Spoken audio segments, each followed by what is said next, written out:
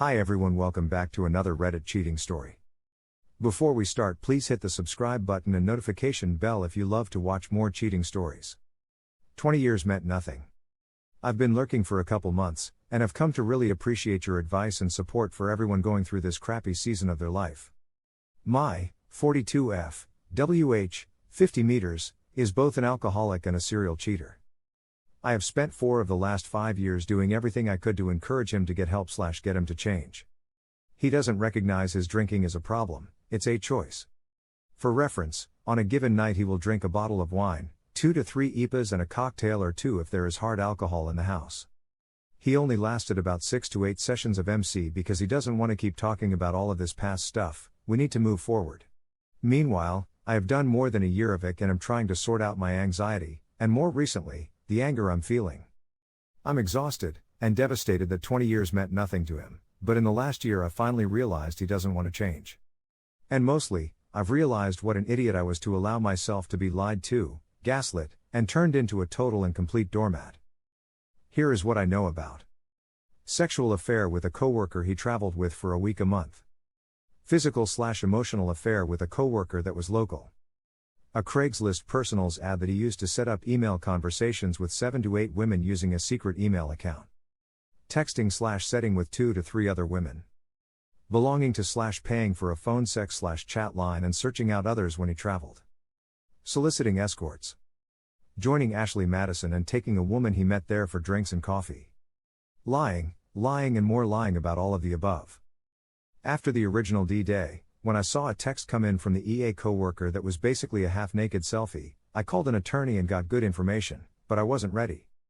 He told the EAP that she was his 5-year plan.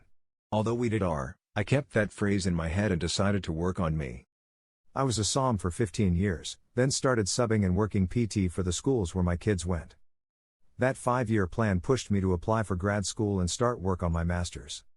D-Day 2, or 25 depending on how you count, was in December, when I realized he was actively dating the woman from Ashley Madison while I was doing my 2-day-a-week internship.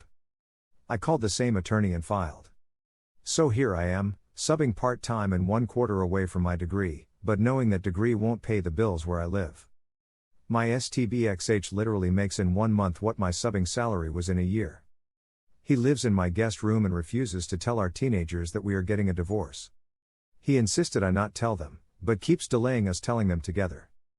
He wavers between letting my younger one and me live here until she graduates next year and selling the house, selling my car, cutting off my cell phone, all threats, likely empty, but still emotionally exhausting.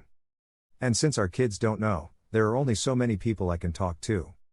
I'm spending spring break with my youngest visiting my parents, sister and extended family, but will not be able to talk to them openly. So I'm reaching out here, to strangers, yet people I know will understand. I know divorce is hard and things will probably get worse before they get better, but any advice, especially with telling the teenagers, is appreciated. Thanks for reading. Here are some of the best comments from our community. Get a tough lawyer and file. You aren't a prop in his story anymore. You're the main character of your own. He's waiting so the kids are out of the house so he doesn't look bad and thinks he'll have to pay you less. He can tantrum and threaten all he wants, but legally you'll get alimony, half the house, half his 401k. His image isn't your problem anymore. Life in the sunshine and never let him drag you back in the dark living in a world full of lies. You don't owe him to keep his secrets and deprive yourself of the safety net of your family. Only remain quiet for yourself, if you think that telling will jeopardize your exit. You need to see a lawyer ASAP. You need to know where you stand and what your options are. I don't know where you live, but should be liable for spousal support. His infidelity might bear weight there too, so try to document everything. Don't let him know that you are making moves. You already told him you wanted to divorce it seems, but if he hasn't been served yet he might think you are just bluffing or that you will change your mind.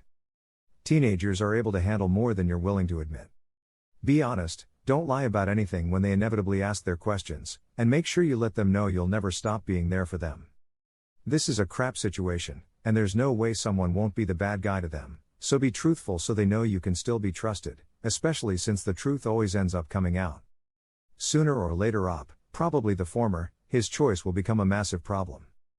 He will lose his job and will find it increasingly difficult to find any other gainful employment. He will go from being an asset to a liability, literally overnight. Your kids are teenagers now and will be partially if not fully self-sufficient.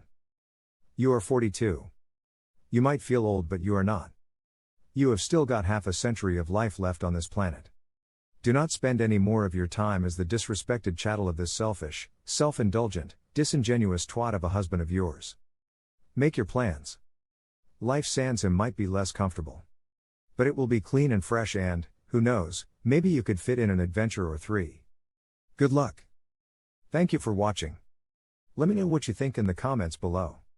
Remember to subscribe and hit the notification bell.